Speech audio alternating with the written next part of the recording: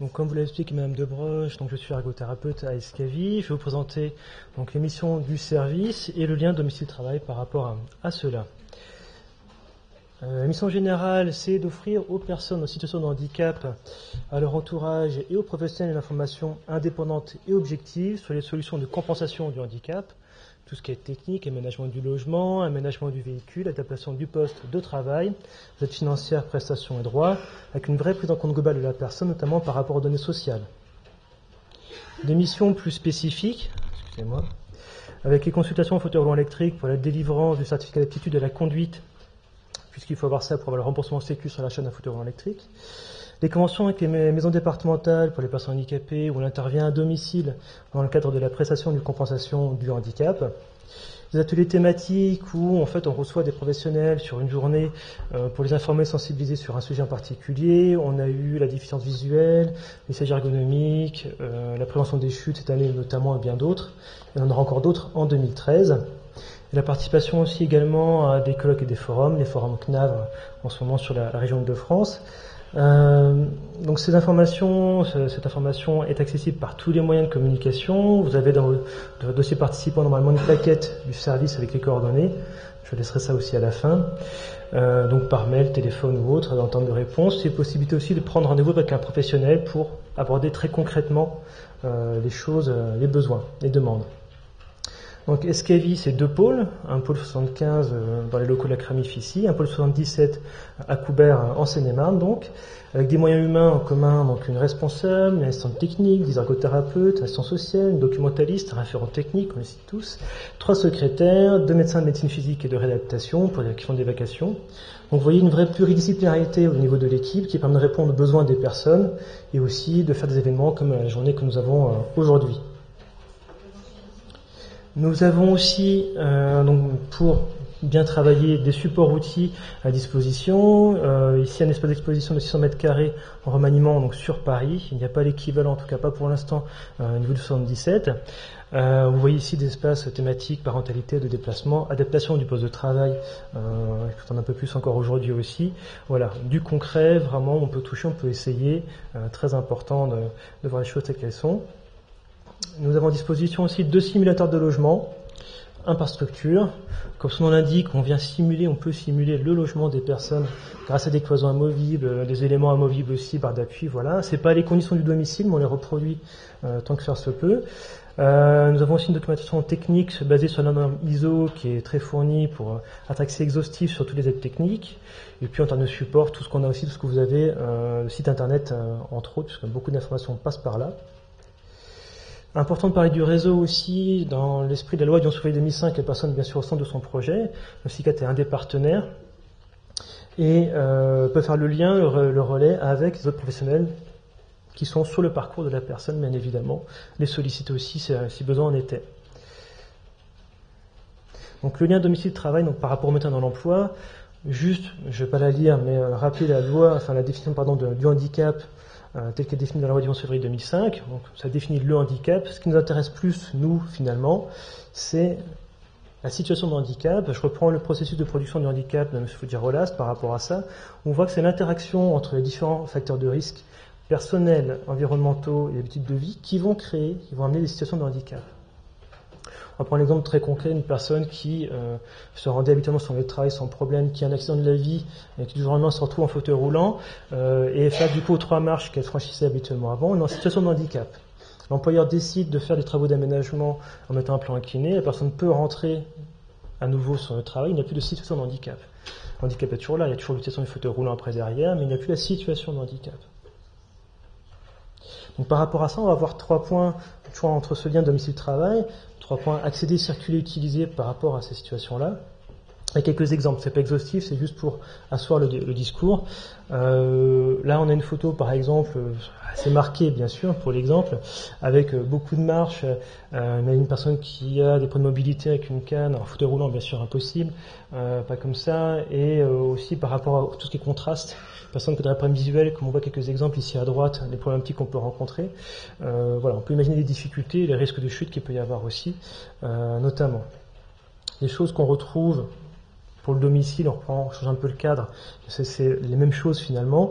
Là là, en parlant de situation de handicap, pour le coup, c'est pas mal, parce que là, la voiture, le trottoir paraît quand même suffisamment large pour qu'il y ait une bonne circulation, qu'importe les difficultés. La voiture fait qu'on doit aller sur la route, que ce soit un handicap, une déficience visuelle, auditive aussi, par tout ce qui est risque de la voiture qui arrive derrière, ou au niveau moteur, on aura des difficultés. Typiquement, l'immeuble, pareil, on trouve la même problématique des nez de marche qui ne sont pas contrastés, de la différence de hauteur à franchir aussi, voilà. Même chose, même problématique. Circuler par rapport au travail, tout ce qui est ascenseur, est-ce qu'il y en a ou pas déjà? Est-ce qu'ils sont aux normes ou pas pour accueillir une personne qui sera en fauteuil roulant?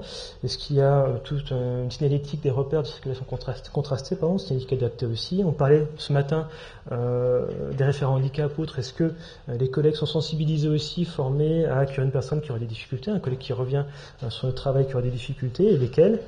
Pour le domicile, là, très classiquement, vous connaissez beaucoup, surtout sur la région parisienne, comme sur Paris en tant que tel, l'ascenseur dans la cage d'escalier, déjà 3 marches pour accéder, l'ascenseur qui est quand même petit, après quand on voit le reste de l'escalier, il n'y a pas de main courante, pas de marche contrastée, voilà. C'est ce qu'on rencontre très régulièrement, on fait le pendant entre les deux. Voilà. Pour l'utilisation, pour utiliser, là, j'ai pris la photo d'une cafétéria. Vous pouvez vous servir au self, typiquement. Vous imaginez les difficultés pour une personne qui sera en fauteuil roulant d'aller se servir toute seule.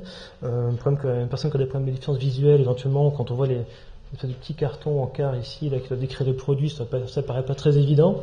A priori, c'est même si c'est une indication des tarifs aussi, donc il y a besoin d'aide. Quelque chose de tout bête, la machine à café. Vous prenez n'importe où ici, est-ce que vous pouvez accéder du coup à toutes les touches, il n'y a pas de retour vocal, vous appuyez sur quoi, donc sans aide ça paraît un peu compliqué. Donc en termes d'utilisation on voit les difficultés. Pour le domicile, c'est tout ce qu'on fait au quotidien, se préparer bien sûr, toilette, repas, élimination ou autre. Est-ce qu'on peut se préparer le matin en toute sécurité? Combien de temps il faut pour cela? Est-ce qu'on a besoin d'aide par rapport à cela? Imaginez juste qu'une personne qui ne peut pas se préparer chez elle, elle aura peut-être du mal à aller aussi à son travail. Si elle ne peut pas se laver, combien de temps elle prend aussi? Il faut 2 heures pour faire tout ça, avec ou sans aide d'ailleurs aussi. Moi je suis arrivé un petit peu en retard ce matin, je suis désolé, j'ai pas vu la vidéo, j'ai vu jusque la fin. Bon, on imagine bien la difficulté de préparation de la personne aussi, pour son travail. Voilà. Donc là, l'exemple c'était une douche, voilà, effectivement classique chez soi. Du jour au lendemain, on est en fauteuil roulant ou autre, où on a difficulté en tout cas de mobilité, on doit s'asseoir. Une douche de 70 par 70 pour s'asseoir dedans sur un gabarit de la personne, c'est pas évident. C'est tout bête, mais ça arrive très souvent. Voilà. Donc vraiment le lien entre les deux, on peut pas scinder, même si c'est sur le travail aujourd'hui, on peut pas scinder les deux univers. D'accord? Là, typiquement, ça reprend un petit peu tout ce que je viens de dire en fait par rapport au transport uniquement, mais un peu la chaîne d'accessibilité. On part du logement, on arrive à la destination finale, le travail, le public, ami, qu'importe. Si un des éléments fait obstacle dans ce parcours-là, c'est la finalité qui n'est pas respectée. On ne va pas sur le lieu. La voiture qui était garée sur le trottoir, si c'est le lieu de passage habituel et qu'il n'y a pas autre chose que ça, vous voyez, c'est aussi bête que ça, c'est une vraie interaction avec l'environnement. Donc au bout du compte, une même problématique générale sur les notions d'accéder, circuler, utiliser, des besoins communs, on le voit bien sûr, avec des solutions communes, alors ou non. Là je reviens au processus de production du handicap, puisqu'on parlait de l'interaction avec l'environnement. Le domicile sera pas la même chose que le travail, en termes de dimension ou autre. Là, j'ai reproduit l'exemple sur dessin, d'un fauteuil roulant dans un espace de toilette, voilà, qui pourrait être un lieu de travail adapté. Voilà, on n'est pas sûr d'avoir la même chose au domicile, dans le même confort. Est-ce que je peux dégager autant d'espace ou pas sur les contraintes du bâti d'un domicile, qui peuvent être un peu plus fortes aussi. On parlait ce matin du véhicule, l'aménagement du poste de conduite. Le véhicule va servir aussi bien en loisir, à se déplacer week-end ou autre, que d'aller sur son lieu de travail, effectivement. Tout ce qui est problème de déficience visuelle ici, les aides techniques, on a des problèmes pour lire le journal à la maison, on aura peut-être des problèmes aussi pour lire les courriers au travail. Donc voilà, les aides techniques qui peuvent se transposer ou non suivant les besoins. Ça peut évoluer d'un sens ou l'autre. C'est du cas par cas, il faut l'étudier en tant que tel, mais on ne peut pas scinder ces deux univers, en tout cas. Donc Escavi et le maintien dans l'emploi, c'est un des partenaires, c'est un des maillons touchant pour le coup à la fois le domicile et le travail, par de l'information, du conseil, de l'évaluation, vraiment des tests sur un grand nombre de produits comme vous avez vu sur les différents espaces qu'on a à disposition. Et ce sont toutes des informations donc neutres, prestations gratuites, accessibles pour tous et partout, et les moyens comme j'ai expliqué. Voilà. Des choix stratégiques par contre par rapport à tout ça, par rapport au colloque là aussi. Il faut préciser qu'il n'y a pas d'intervention sur le lieu de travail de notre part. On reçoit ici, mais on ne va pas intervenir sur le lieu de travail, ni à domicile, hormis pour les dossiers de PCH, comme j'expliquais, donc l'accord avec l'MDPH. Donc vraiment cette importance de la vision globale et d'un parcours cohérent par rapport à la personne entre ces deux univers du domicile et du travail. D'accord ? Voilà, un petit schéma qui résume un peu la place du SICAT, mais une place que c'est un partenaire par rapport à ça. Voilà. Et puis donc je vous disais, là vous avez les coordonnées du coup du SICAT si vous voulez contacter pour poser un rendez-vous ou obtenir des renseignements. Vous avez la plaquette dans votre dossier participant. Voilà. Niveau timing. Parfait. Si vous avez des questions, moi ou mes collègues pourront y répondre aussi éventuellement, si vous souhaitez.